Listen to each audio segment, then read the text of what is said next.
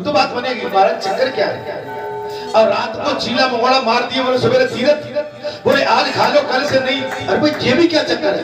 क्या तुम इतने रोटुका हो गए हो, इतने भुक्कड़ हो गए हो कि आज खा लो सवेरे नहीं मिलेगा? अरे अन्न तो रोज मिलता है। जी सुन लो, आज खा लो काम को, कल अपना व्रत है तो कैसे खा लो।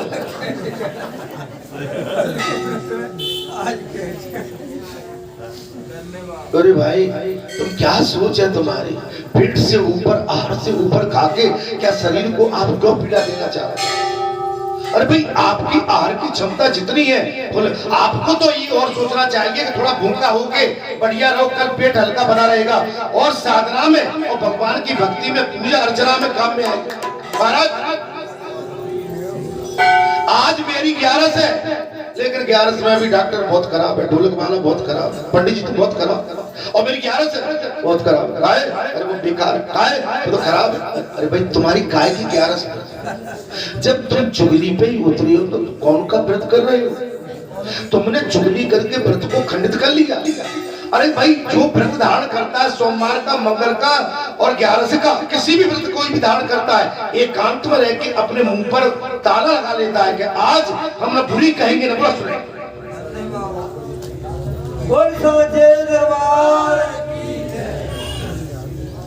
आप माताओं को देख लो, आज मेरा सोमवार है, का करूं मुड़ी बहू ना उठी, बहू ऐसी है गई ये, अब तो बिल्कुल बेटा की चेरी है गई, मोड़ो ना सुन दो, हरिओम बेटो ना सुन लो, बहू ना सुन। अरे भाई तुम काय को दिल चढ़ा रहे हो? बहू आयो तो बहू बेटा है, बहुत खुश रही। पूजा कैसे पूरी होगी?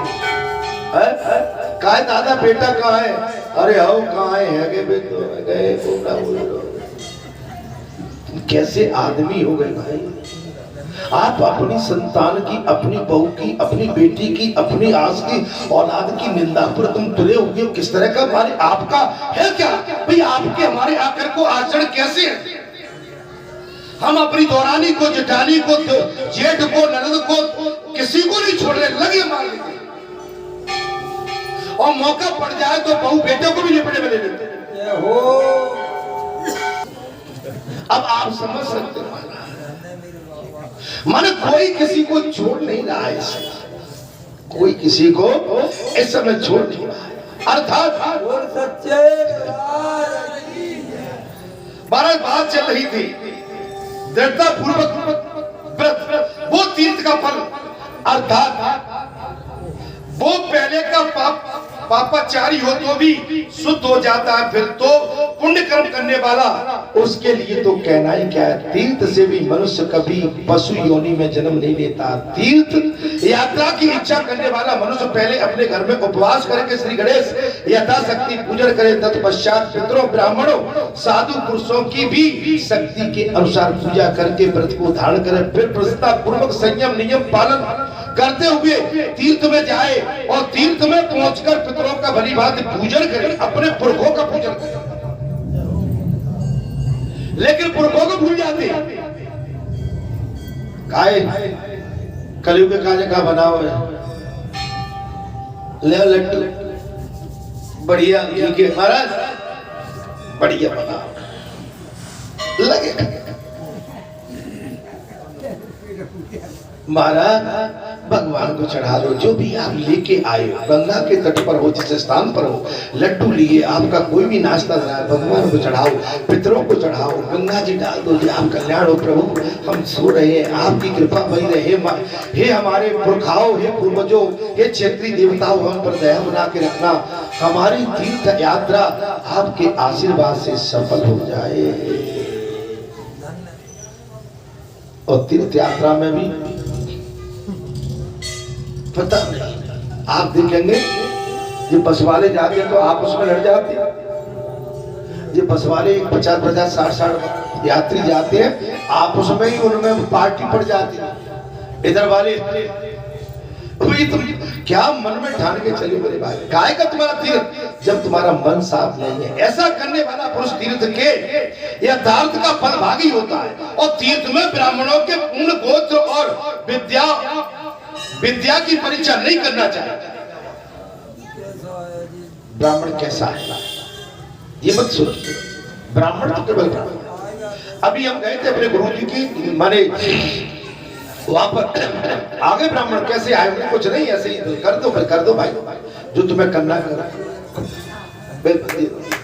भाई तुमसे कराने आए हमने तो ब्राह्मण माना है तुम तो मंत्र पढ़ दो हम गंगा जी में स्नान करते हैं और भाई हमारे पूजनीय गुरु जी का जो है हम उनका जो है अंतिम संस्कार हो गया है और अपना जो है जो हमारा क्रियाकलाप होता है उसको पूर्ण करने आए गंगा मैया बनने आए कर दो आप। यदि वो अन्न की इच्छा रखने वाला है तो उसे अवश्य भोजन कराना चाहिए। अगर वो अन्न की तो उसे भोजन कराना। तीर्थों में सत्तू चरु खीर पिंडायक और तिल के चूर्ण और गुड़ से पिंडदान करना चाहिए। तीर्थ में अर्थ और आह्वान के बिना श्राद्ध करना चाहिए। श्राद्ध के योग समय हो अथवा न तो तीर्थ में पहुंचने पर श्राद्ध और तर्पण अविलंब करना चाहिए। आप तीर्थ में जाते हैं तो अपने पुरखों के लिए जल अर्पण करना चाहिए, उसमें कोई कोताही नहीं। श्राद्ध में किसी प्रकार का विघ्न नहीं आने देना चाहिए, तत्काल करें। अन्य कार्य के प्रसंग से तीर्थ जाने पर भी अवश्य स्नान करें। ऐसा करने से वो स्नान जनित फल को पाता है। तीर्थ यात्रा जे अगस्त मुनि अपनी धर्म पत्नी लोपामुद्रा को सब कथा सुना रहे। तीर्थ त्रयोदशी यात्रा संबंधी फल को प्राप्त नहीं हुई।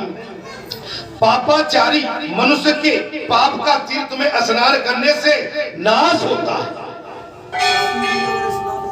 अगर पापी भी तीर्थ में जाके स्नान करेगा उसके पापों का नाश होगा।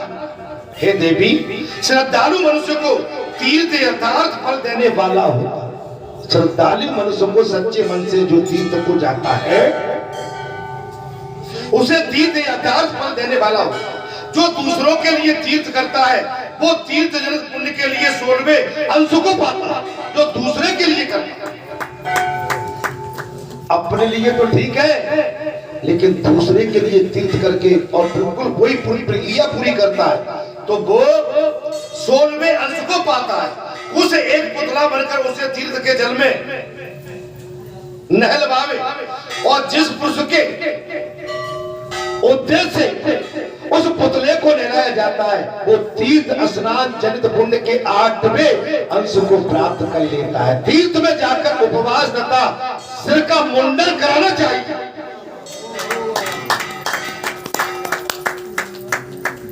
कोई करा के आते हैं कि नहीं आते?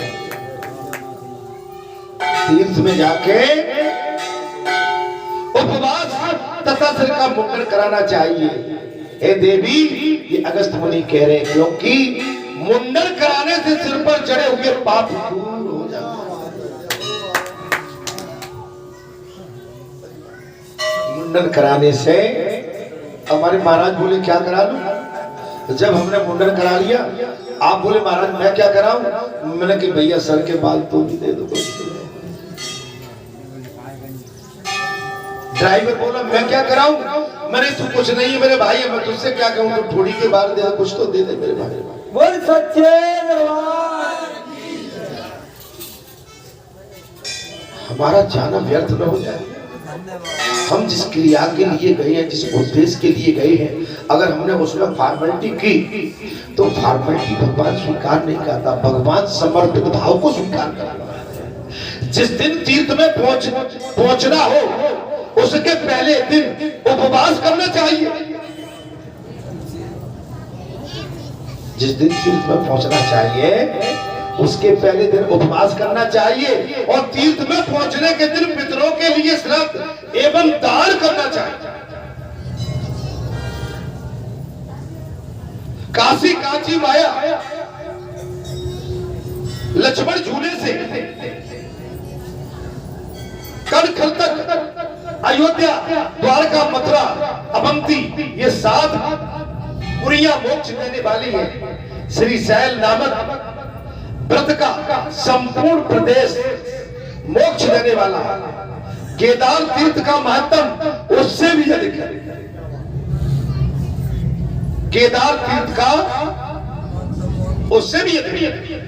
श्री शैल और केदार से भी उत्तम मोक्षदायक तीर्थ प्रयाग है तथा तीर्थ श्रेष्ठ प्रयाग से भी बढ़कर अभिमुक्ति क्षेत्र काशी में जैसा मोक्ष प्राप्त होता है वैसा कहीं नहीं होता। क्या बोला तेरी बम्बे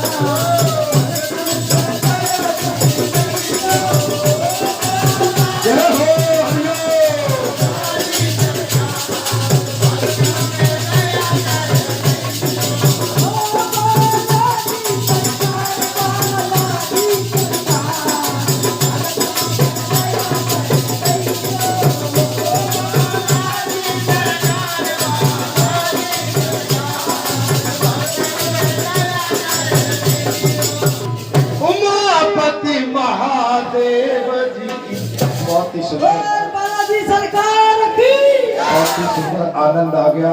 भगवान के भगत और संत महात्मा भगवान के प्रति उनकी आस्था, श्रद्धा और विश्वास और समर्पित भाव अपने अपने भाव के अनुसार वो प्रभु के चरणों में समर्पित करते हैं। सभी मेरे लिए आदरणीय, माननीय है, सम्माननीय है।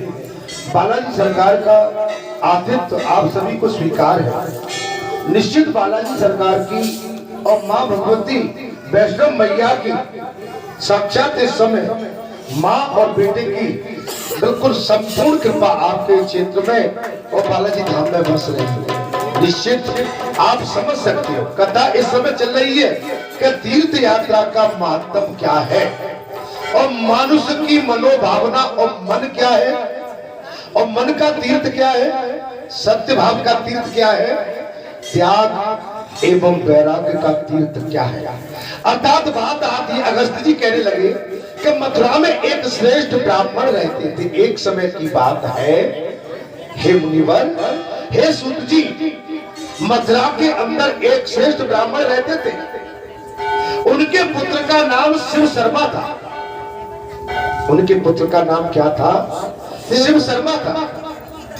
शिव शर्मा बड़े तेजस्वी, संपूर्ण शास्त्रों के ज्ञाता थे, तेजस्वी थे एवं संपूर्ण वेद विधानों के शास्त्रों के ज्ञाता थे। जब जवानी बीत गई और कानों के समीप बाल सफेद हो गए, बचपन, जवानी, मध्य जवानी, बुढ़ापा आ गया, कानों के समीप के बाल सफेद हो गए, तब बुढ़ापे को आया देखकर ध्वज श्रेष्ठ शिव शर्मा को बड़ी चिंता हो गई। बाल पक जाएं तो बुढ़ापे का, महाराज मैंने सूचना आ गई कि हम बुढ़ापा आने वाला है। हम कितने भी बालों को रंग लें, कार्य कर ले, उससे बुढ़ापा ठिकता नहीं है ना भाई। हम अब रंग के करेंगे भी क्या? रंगने के बाद तो बेतुके और लगते हैं, बेतुके। अरे भाई, अब जब बुढ़ापा आ ही गया है, जब शरीर शिथिल होने लगा, शरीर में सुकड़न भी आ गई, अब हम सुकड़न को तो खत्म नहीं कर सकते ना। बाल तो काले हो जाएंगे लेकिन शरीर की झुर्रियां खत्म नहीं होगी। इसलिए बुढ़ापे को स्वीकार करना चाहिए और बाल तो फिर इसके बाद लगना ही नहीं चाहिए। अर्थात वे सोचने लगे, मेरा सारा समय पढ़ने और धनोपार्जन करने में चला गया। मेरा सारा समय पढ़ाई धन कमाने में, अर्थात मैंने कर्मों की जड़ उखाड़ने में समर्थ भगवान महेश्वर की आराधना कभी नहीं की। मैं खेत में, खलिहान में, दुकान में, मकान में, धंधे में, खेत में, खलिहान में, दुकान में, मकान में, धंधे में, राजनीति में, नौकरी में, चाकरी में, मजदूरी में मैंने अपना पूरा जीवन झोंक दिया, लेकिन भगवान की आराधना मैंने कभी ध्यान से नहीं की। संपूर्ण पापों का हरण करने वाले श्री हरि को भी मैंने कभी संतुष्ट नहीं किया। बुढ़ापा आ गया, मैंने भगवान श्री हरि को कभी संतुष्ट नहीं किया, उनका नाम उच्चारण किया, उनके नाम का जप नहीं किया, भजन नहीं किया, कीर्तन नहीं किया। ये वेद शास्त्र धर्म स्त्री, बात को समझिए, ये वेद शास्त्र धर्म स्त्री पुत्र खेत और महल आदि परलोक में जाते समय मेरे साथ नहीं जाएगी। वो सोचने लगे मेरी अंतिम यात्रा होगी तो ये सब कुछ मेरे साथ नहीं जाएगा। इस प्रकार विचार करके शिव शर्मा ने ये निश्चित किया कि जब तक मेरा ये शरीर स्वस्थ है, शिव शर्मा ने, ब्राह्मण ने विचार किया कि जब तक ये मेरा शरीर स्वस्थ है तब तक मेरी इंद्रियों में विफलता नहीं है, तब तक मैं अपने कल्याण के लिए तीर्थ यात्रा करूंगा। बहुत बढ़िया बात सोच ली, लेकिन हम तो भाई बूढ़े होते जा रहे हैं, खेत कल्याण की मेड़ और ज्यादा पकड़ते जा रहे हैं। जितने बूढ़े बड़े हो जा रहे हैं, घर की चौखट को द्वारे पे और जम के बैठ जाते हैं। बहू बेटी आ गई, सियाने हो गए, नाती पोते हो गए, इसके बाद टोकरे ढाकरे घर के अंदर फिर घुस रहे हैं। अरे भविष्य तुम क्या बतराओगे? है ना, मुंह में दांत नहीं है, पेट में आंत नहीं है, बिल्कुल पोपले हो गए हो, शिथिल हो गए। बहुत से पहले हटो, भगवान से मन लगाओ, बेटों से क्या बतराओगे, बहू से क्या बात करोगे? नाती तो तुम्हारे पास खुद ही चल के आ जाएंगे, बाबा बाबा दादा दादा करेंगे, लिपट लेना दादा। घर में मत जाओ, आप संन्यास ले।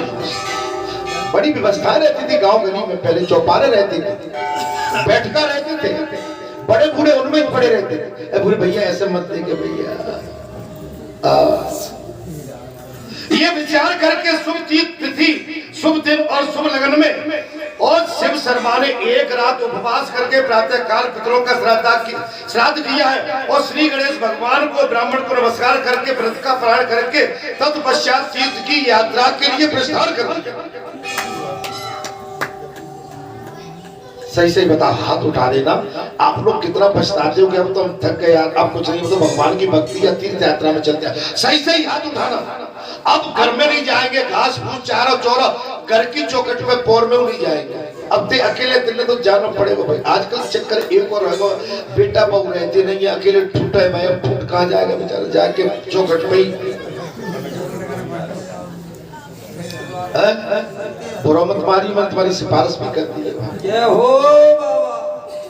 अब पहले पुराने टाइम में तो 4 भाई 2 भाई सब एक साथ रहते थे, तो बहन बेटी की आड़ पर्दा ज्यादा रहती थी, तो हमारे बड़े बूढ़े सियाने घर में ज्यादा नहीं जाते थे, एक मर्यादा रहती थी। लेकिन आजकल तो मर्यादा कोई काम नहीं। एक चीज और हो गई है, आजकल एक सिस्टम मुझे ठीक नहीं लगता, क्षमा कर देना, बात तो मुझे कहना ही। टाइम में मजाल है कि बहू अपने ससुर से और बड़े ससुर से बात भी कर जाए, माने बात करना गुनाह था। एक घर में सियानी बहुटिया रहती थी तो वो बातों का आदान प्रदान उनके माध्यम से हो जाता था। अब ये कहेंगे भैया घर में सियानी सब है, आपको अपनी बात रखना है तो बेटे के माध्यम से भेज दो, नाती के माध्यम से भेज दो, सब कुछ है आपके पास, लेकिन आप डायरेक्ट ही बात कर लेते हो। क्यों कुछ गलत मैं ठीक कहते? अरे बहू तो सबके प्रिय होते, बहू से बात करना मैं गुनाह नहीं मान रहा हूँ, लेकिन बहू से बात करना, हम अपना मुंह, अपनी बात तो उसकी बात हम क्यों आदान प्रदान करें? थोड़ी थोड़ी बात से बात बढ़ जाएगी और कभी बहू आपके मुंह लग जाएगी तो आपकी सफेदी में दाग लग जाएगा।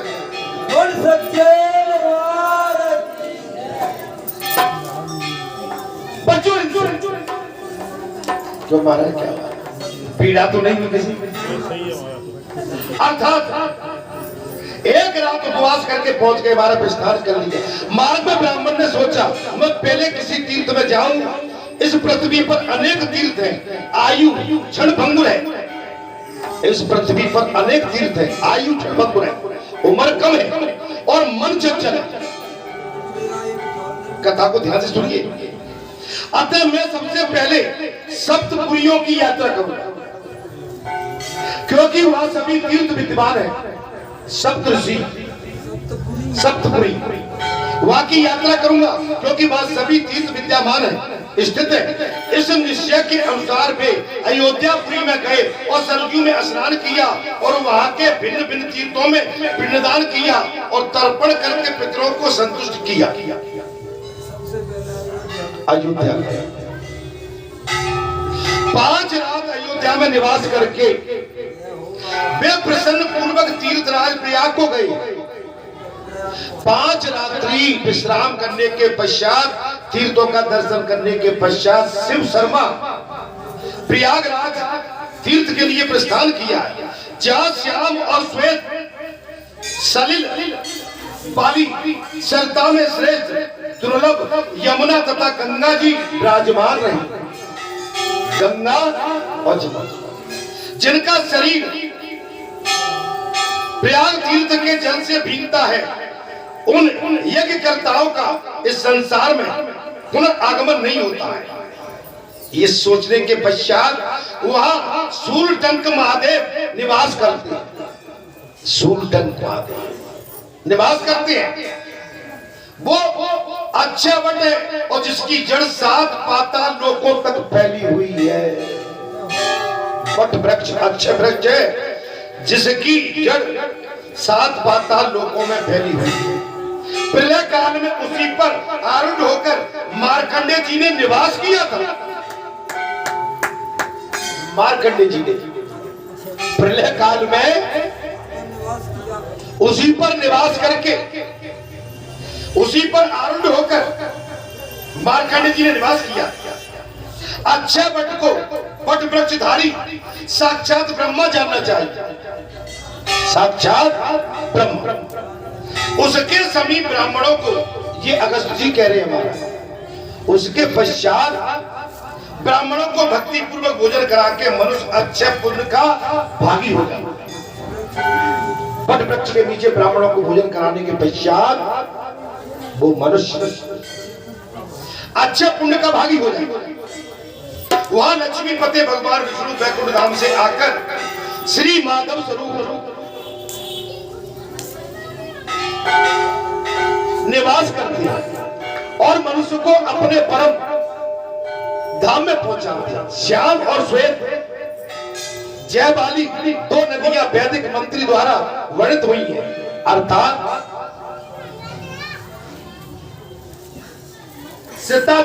सरताओं में जमुना और गंगा मोक्ष देने वाली और पुरुष अमृत को प्राप्त होते हैं। अर्थात माघ मास में अरुण देव के समय प्रयाग तीर्थ में स्नान करना चाहिए। माघ मास में सूर्योदय से, अर्थात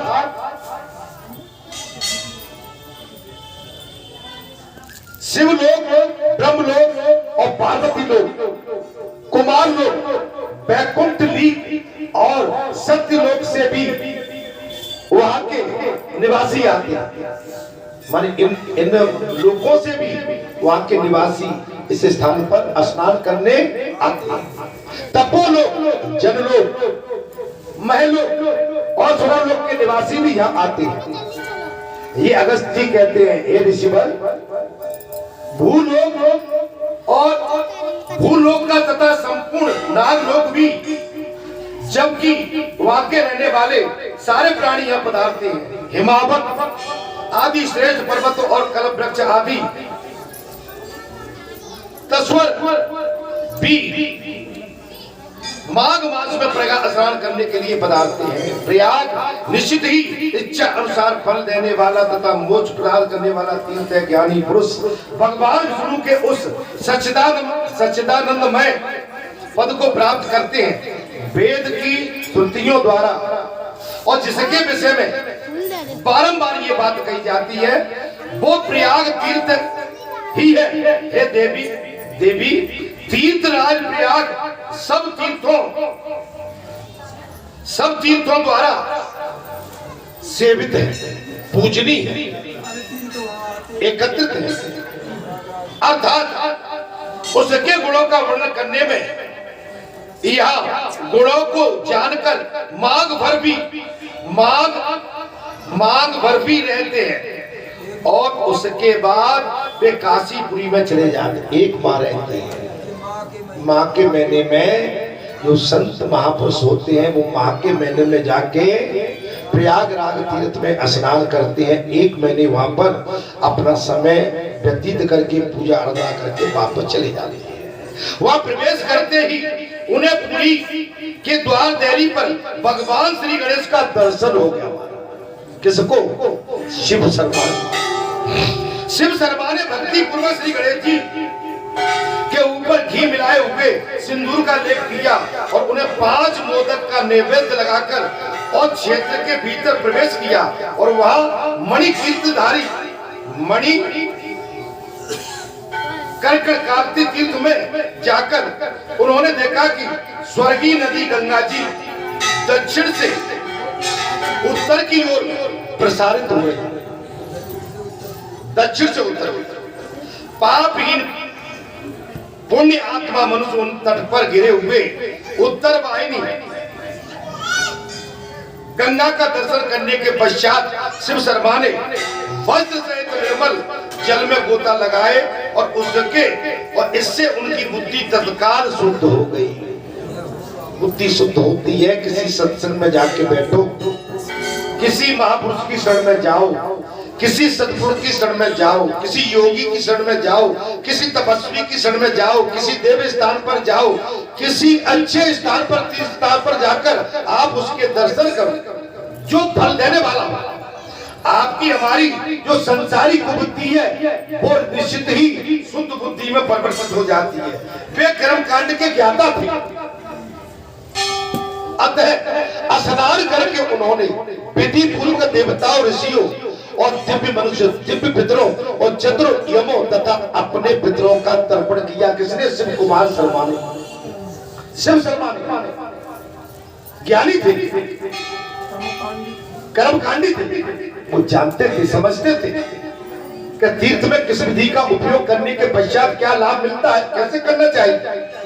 फिर शीघ्र ही काशी के पंच तीर्थ का सेवन करने के पश्चात वैभव के अनुसार भगवान विश्वनाथ का पूजन किया, भगवान शंकर का पूजन किया।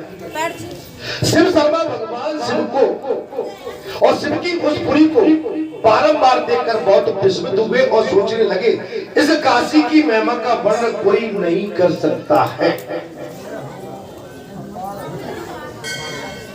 एक काशी की महिमा का कोई वर्णन नहीं कर सकता। काशी में वो मणिकर्णी का तीर्थ संसारी जीवों के लिए साक्षात चिंतामणि के समान है। मणिकर्ण का तीर्थ चिंतामणि के समान है। ये साधु पुरुषों के लिए कानों में मृत्यु के समय भगवान शिव तारक का मंत्र उपदेश देते हैं।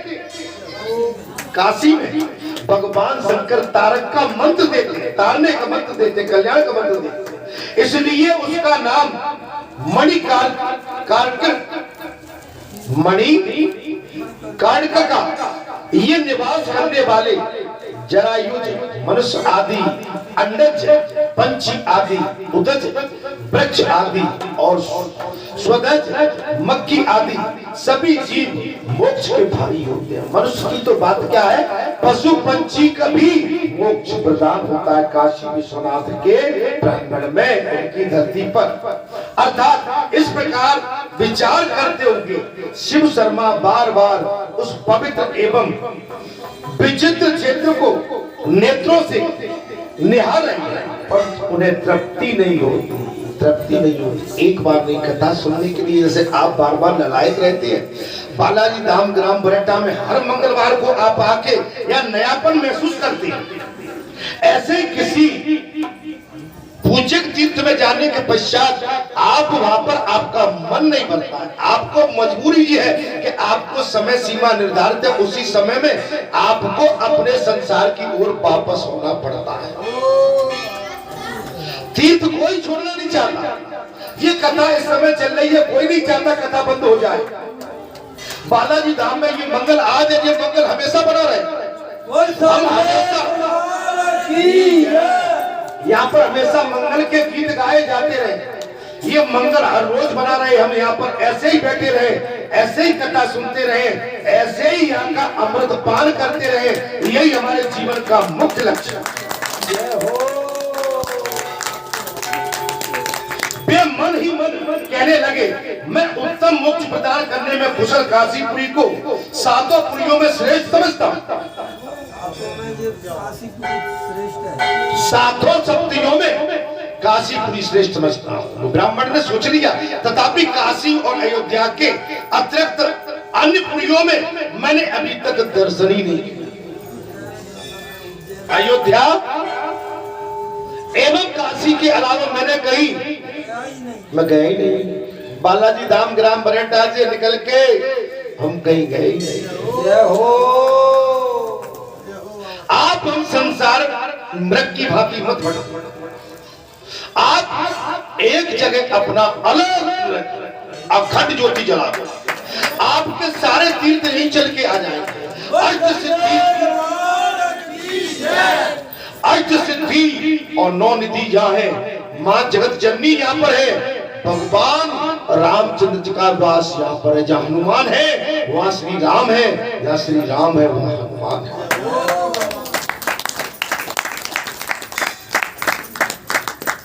अर्थात मैं उत्तम मोक्ष प्रदान करने में कुशल काशीपुरी को सातों पुरियों में श्रेष्ठ समझता हूँ।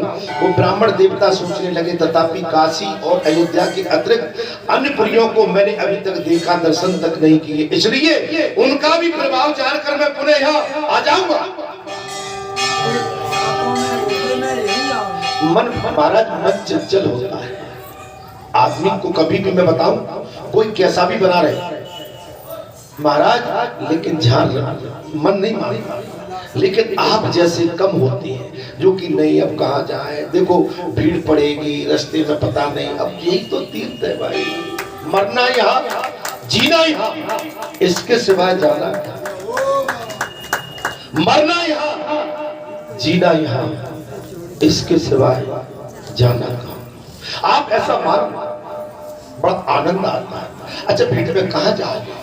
बस में भीड़, ट्रेन में भीड़, प्लेन में भीड़, रोड पे भीड़, शहर में भीड़, खेत में भीड़, खलियान में आपके भीड़ ही भीड़ मची है महाराज। आप पर जाने आने के लिए आपका टेंशन, आप भक्ति कम कर पाओगे, भजन कम कर पाओगे, मार्ग में टेंशन बना रहे।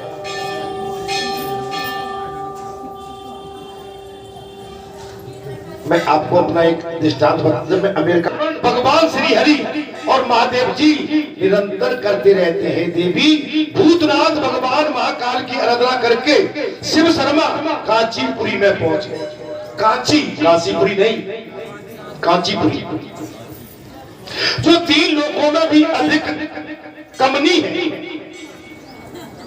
जहाँ साक्षात भगवान लक्ष्मीपति निवास करते हैं, श्री हरि निवास। कथा कहता जाऊं बल्लू भैया,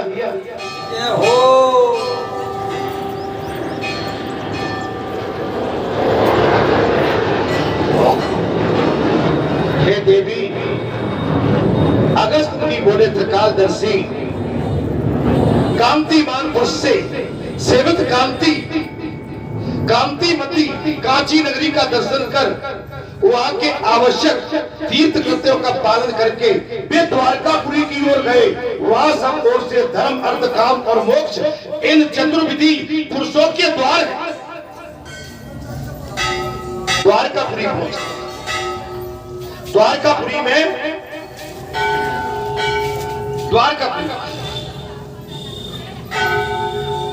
सब ओर से धर्म, काम, अर्थ और मोक्ष के इन चतुर्विधि पुरुषों के द्वार हैं। इसलिए तत्वज्ञ विद्वानों ने उसे द्वारवती कहा है। ज्ञानी विद्वानों ने द्वारवती कहा।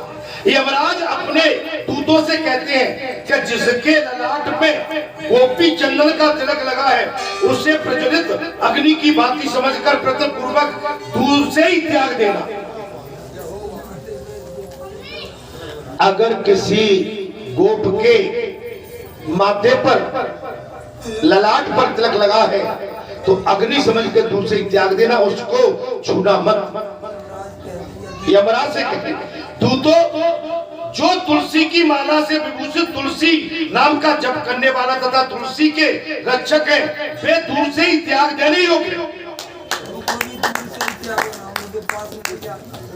तुलसी की पूजा, तुलसी की माला, उनको भी मत छूना, उनको दूर से त्याग देना।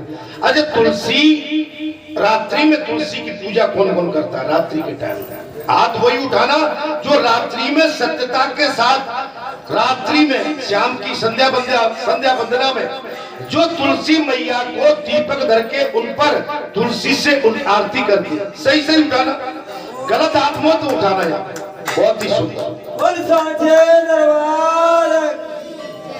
मैं एक बात और बता दूंगा, तुलसी को अपने मुख्य द्वार पर, अगर ऊपर है छत पे तो आगे सबसे, मुख्य द्वार पर नहीं रख पाते तो मुख्य जहां भी आपका झरोका हो वो आगे पूर्व दिशा में हो, है ना। अब पश्चिम की तरफ है तो कोई बात नहीं है, लेकिन वो भी कर सकते हो, ठीक है। लेकिन मुख्य द्वार पर और डेली तुलसी मैया ऐसे, जय तुलसी मैया तुमको निस दिन ध्यावत, मैया जी को निस दिन ध्यावत, हर ब्रह्मा शिव जी, ओम तुलसी मैया।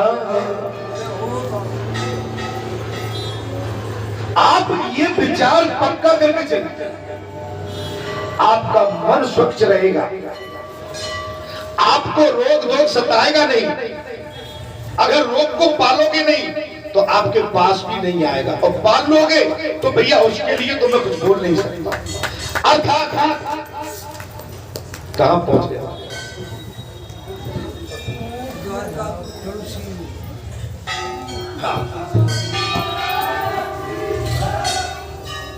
तुलसी की माला से विभूषित तुलसी नाम का जप करने वाले तथा तुलसी बन के रक्षक वे दूर से ही त्याग देने योग्य।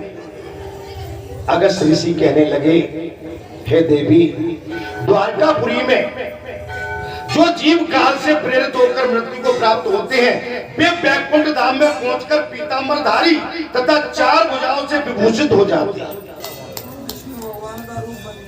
भगवान विष्णु का स्वरूप है द्वारकापुरी में।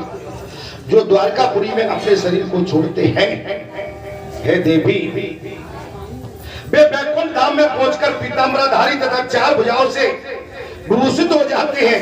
वहां जाकर शिव शर्मा ने उस क्षेत्र से सभी तीर्थों में स्नान किया और देवता, ऋषि, मनुष्य एवं पितरों का तर्पण किया।